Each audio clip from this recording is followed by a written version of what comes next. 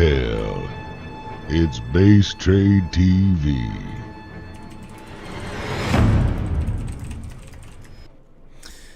Welcome back to, let me swap the scene. That would be a very important thing to do. To DreamHack Open 2014, ladies and gentlemen, this is Bucharest. I'm Rifkin, joined by Zombie Grub, and of course we're casting from home. Oh, womp womp. However, the hype doesn't change because we get two amazing players in front of us right now. Spawning in the top left corner of the map from Alien Invasion, the Yellow Zerg player, recently qualified for WCS, Golden. The bottom right, as the blue Protoss, it is ToD, and he is now a Donk Slayer. I know, I shouldn't. But there's a 12-year-old inside of me that can't help but giggle. Alright, so, I don't know, we just saw ToD come off of a pretty good PvZ, and if we're gonna be honest, Golden is on the top of his form right now. The games he displayed, getting through 3 days of qualifiers to finally get into WCS, we got to cast all of them. He showed some fantastic games. So granted, a lot of those were versus Terran.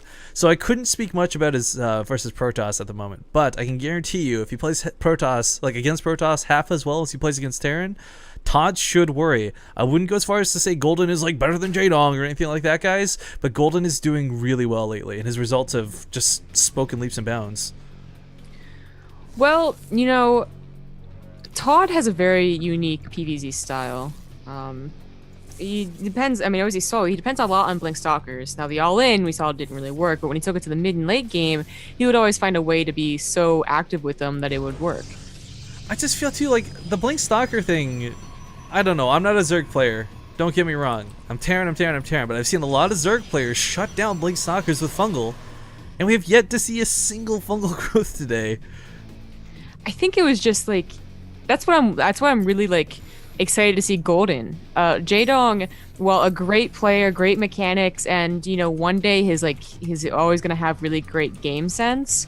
I feel like he is a little like stuck in what should happen, not so much as in like, you know, varying, you know, with different various styles. Where Golden, I feel, is a little more adaptable to the other player, not just in his own builds, but also adapting to you know, someone like ToD. Yeah, I would agree with that. Just more in the early parts of the game. Another sub, guys, you're killing us here. You're killing us with kindness. Caligor, thank you very much for your sub. Enjoy your additional partoofs, and don't forget to skate on your way out. But all right, so you know, you're speaking about Golden's adaptability, and that's kind of a key thing, because I mean, when you look at a really good Zerg player, depict them, you know, pretend they don't have a name for a second, remove the hype of it being J-Dong, remove the hype of it being Snoot or whoever. The reality is the best Zerg players that you watch are the ones that are able to identify tech swap options, utilize that against players, adapt, as you said, to the situation at hand, whether it's a cannon rush or a Blink Stalker all in, making the right decisions before it's too late. You might know that, say, for example, fungal growth is a good way to deal with Blink Stalkers, but it doesn't matter if you never have the time to get it out, because you're too busy choking to the Blink Stalkers in the first place. Yeah, that's true. Still, I'm really looking forward to seeing a different style other than J-Dongs against ToD, as we also saw him take down a few other Zergs, and of course the WCS EU run, where he seemed also very strong. I mean, I know in the beginning of that series, the J vs ToD, we were always like, you know, oh, well, ToD showed like really strong, and J-Dong's really strong, so it could go both ways. But like, I don't think anyone really believed us. Well, I think, well, no, until it happened. Right, I know, like everyone came into the series with all their faith on J-Dong, but I think that's some of the pros and cons of StarCraft 2 involve some of that hype, though, right? Like, you love a player no matter how good versus bad they do, you know, you're there for J-Dong, there's the hype. So at that same time, not like it affects their playstyle at all, it also kind of skews like the audience's vision of like, you know, does ToD actually have a chance? And for us, it's easy to say yes, because we've seen ToD in a lot of different situations that perform it in a lot of different ways. But for other people, they're like, oh, he's just some caster. He barely plays the game. He just go back to WCS. I mean, that's not the case. ToD's a really, really good player. Same kind of goes for Golden in this series. You know, I like to talk the story because it just kind of builds him up a little more. But, you know, he went to retirement, and somehow in like 2-3 months of just quote-unquote retiring from the game, I feel like he lost a lot. Then he came back, and he really wasn't that good for the first month. But now he's like on the top of his game. Yeah. He's really looking in for him, and so odd is that he's doing it while being teamless and then on a relatively unknown team and foreign team where, you know, he used to be on Startail. Well, Alien Invasion's a really good team now too. Let's not forget. Like, yeah, they got a lot of unknown players, a lot of people I haven't heard of, but you've got Patience there. They've got an actual team house going on in Germany. They're not the random nobodies that I think a lot of people think they are. It's AI versus StarTale. Well, okay, that's yeah. fine. But I'm just saying, like, it's not as if he's say Bomber or something, right? Like, just stuck on Red Bull with no real support. I guess not to say Red Bull doesn't give them support, but you know, it's not a team. It's not a team house. Yeah. Well, this game is finally starting to, well, actually have stuff happen. It's been pretty standard up until this point, and ToD's finally going to be pushing out. Looks to at least obtain a third, at the very least check to see if the Ling's there to check for it. We'll kill that, and yeah, he brings in the probe. That's a lot of Lings popping out here. Speed's not quite done, so I don't know how much he's planning to do with this. Now, we do have a request from chat to hear how weighted the bets are. Final count, so you guys can kind of guess how crazy versus bad your bets were. Golden 2-0 has got 593. Golden 2-1 has 1,160. ToD 2-0 is 475, and ToD 2-1 is 1,656, with a total of 87 different people betting. This is going to hit as soon as Speed finishes, so it's actually very well timed. Oh! And this is enough to force out a lot of force fields, at the very least. I'm so sorry, stream. I just literally promised I would be on the ball at first blood and then whiffed it pretty bad. I'm trying, guys. But again, 11 hours casting at this point, straight. ToD's got a lot of centuries again. Man, I look at this, right? This is something similar to what Stardust did, and I've referenced this before, and I'll do it again. Snoot, and he will always have a special place in my heart because of this. He played a best of 5 versus Stardust in the Zotac finals once upon a time, and Stardust was doing this abusively heavy Sentry build to start and follow up with Immortals, and for the first game, Snoot didn't react to it well, and he died. The next game, Banelings. The next game, Banelings, and both of those games he won. Game 3, I think he went for Bane Rain, but you know, these are light units. You drop a couple Banelings on units that clump like Sentries do, you're gonna say goodbye to those Sentries. For sure. Golden tries to get in there, doesn't see any opportunity to do much at all, and actually loses a few Lings for it. The transition into Swarmhost was scouted. He did see the invitation pits, and he's probably thinking, okay, it's probably Swarmhosts. Yeah. I mean, well, the scary thing though is you can't really confirm that just yet until you see it pop out. I mean, that could very well be Pathfinder Lens, and he could be worried that Golden knows about his blink tactics, right? It'd be so weird to get such early infestors, but you're right, or like a fast Viper, a fast Hive, but he would just Hive there. I hope ToD's playing to the game and not to the paranoia of what could possibly be, because some players do start thinking about that stuff, and you'll see them mind game themselves once they get further in tournaments, knowing that, you know, their playstyle's been made public at that point. It wouldn't be hard for Golden to tap on the shoulder of the guy playing next to ToD and be like, yo, what did he do last game? Yeah, yeah, exactly. And I think he had some downtime, so if he really wanted to, he probably could have checked out the stream in a couple of minutes that we were casting and he was waiting. We do have another Warp Prism on the way. It seems like ToD just, once he sees the invitation, but he's like, I know exactly what to do. Oh, he canceled it. He got a Robo instead. There's the Warp Prism. I mean, the Warp Prism is a great way to maneuver around no matter what. The biggest disadvantage of Swarmhost, and we all recognize at this point, is their immobility factor. So it's really, on a map this big, it's not like you can set your Swarmhost at one base location and comfortably go to each. I think you probably could set them in the middle and they'd eventually reach every tipping point, but yeah, that's not the best way to utilize them, of course.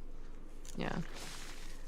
You know, though, Golden already is on 4 bases. He has some Swarmhost trickling out, but I think he is well prepared to throw down some static defense sooner than Jaedong. It should be soon, once he realizes the Warp Prism is out or that it's actually been scouted or what have you. Oh, Crank just followed me. I feel so special. What? I'm jealous. Oh, yeah. Oh, no. Golden's actually trapped up here. Oh, wow. Terrible, terrible idea there. Go break the rocks quickly. I was going to say, he could have done that if he didn't actually walk down towards the south. He could have tried to break those rocks. Well, he could. Nah, I couldn't trap ToD. I was wondering, like, with Locust, maybe you could trap ToD. No. He's going to try and cause a little bit of damage, of course, going down, but Stalkers on the front lines, those don't really mind if they take the hits compared to, say, Sentries and Immortals. While this is going on, though, this would have been a great opportunity for Golden to open up another pathway, but ooh, what is with these Swarmhosts that were brought forward by the poor Locusts? This happens so often. Scouting? Clearly? You don't scout with a unit this expensive, I don't think. Now there's the Dark so- Shrine, and this was something that really picked Jaedong apart. I really don't feel it was necessarily the response versus non-response to the Blink Stalkers, but it was primarily the fact that those Dark Templar did so much damage behind the Swarm Hosts. You know, the clearing out the main with the Zealots. Right. I mean, that Warp Prism is the biggest threat right now, and I don't think Golden's identified that just yet. Looks to be trying to go to the 4th. Is that a hallucinate one? Yeah, that's the hallucinate one. That's pretty sick. And he also has the real one, so that's okay. Both gonna be scouted. I was gonna talk about how it's weird. We always talk about Protoss in general being very a nice Warp Prism. Yes, 2 Warp Prisms and a 3rd hallucinate one. Really? So dirty, but No, he's Todd, 3 Warp Prisms. this is really great though, because the attack of the 4th is going to happen. The natural base has no real response. He's only just now Whoa. getting on top of it. And the main's being warped in massively into the mineral line directly. If this layer falls before it becomes a hive, that's going to be devastating to Golden, who's relying on those level 3 weapon upgrades. This is so sick. I mean, I was gonna talk about how Todd's doing the exact same thing Oh, no. over and over and This is over, but going here he is down. changing it up. That hive is definitely gonna go down. 2 more Warp Prisms added into this build, as well as I think maybe a faster 4th, and Todd That is just is- showing us how to rip a Swarm Host player apart. And it's really cool. I mean, like, again, we've talked about this in the past, and a lot of people think, like, okay, you got to do the Mana style. You go for a lot of Colossus. You get maybe a Warp Prism later on and use Void Rays primarily, but it's Zealots, guys. Maybe a Dark Templar too, but it was primarily Zealots that just tore apart that main base. The pressure on the 3rd made sure those Locusts couldn't go home to defend, and Golden's been applying a very minor amount of pressure to this base. I really like this. Like, segmenting 5 Swarm Hosts off like this, but Yeah. unfortunately, it's not going to end the game anytime soon. Not for. Just look at the mini map. Look how much blue is mixed in with the red, yellow everywhere. Oh god. Infestation pit going down is a little bit devastating. Double Stargates behind every this. single base. Oh my god. Todd Stop, Todd. I was just talking about Golden was at the top of his game, but Todd saved some really cool builds. Barely saves the hatchery here. I don't know if he was just on fire lately because of WCS, or if he saved some of this stuff, these tactics for DreamHack. But essentially, he just seems to be unstoppable today. Slapping down Zergs like they're silly. Like, Todd confirmed new foreign hope? Question mark? oh my god. Well, against Zergs apparently. Like, I don't know when he's gonna be a Karen or a Protoss, he might lose some of his stuff, Well, but he's on fire against Zergs. I was gonna say Todd's pretty good, but if he comes against Joshua, that might be the shutdown moment. Yo, Uthermal beat Joshi. I know, Day that's of so- upsets. Right? Huh? Well, Uthermal has always been a good player. I think a lot of people have underestimated it. But yeah, the new Small layer army goes down. Todd has. But you know, the new layer goes down. This In is his base. absurd for Golden. He's gonna take down the 4th. I mean, those Swarm Hosts, they've been doing something for him. Is Todd? Oh my god, if he takes on the 4th, there's literally no hatcheries. There's no bases left. Oh my god. Golden can rebuild, but yeah, he's got no hatcheries. What is happening? Golden is not a player this is easily done to, guys. Don't make any mistake. This is insanely well played from Todd so far. To a degree I can barely express. This is incredibly well handled by our French Protoss player. Wow. All right, so let's calm down a bit off of the Todd hype, because he still has to take care of a Swarmhost army, and his actual army, not that big. Look at it going around. It's been great, warping in everywhere, but that means his main army, No, but doesn't matter. 2 You're Void not- Rays, not a single lick of anti-air. Oh, my god. You're so right. Alright, well, good game, well played was called by Whoa. Golden, and game number 1, ladies and gentlemen, is going to go to Todd.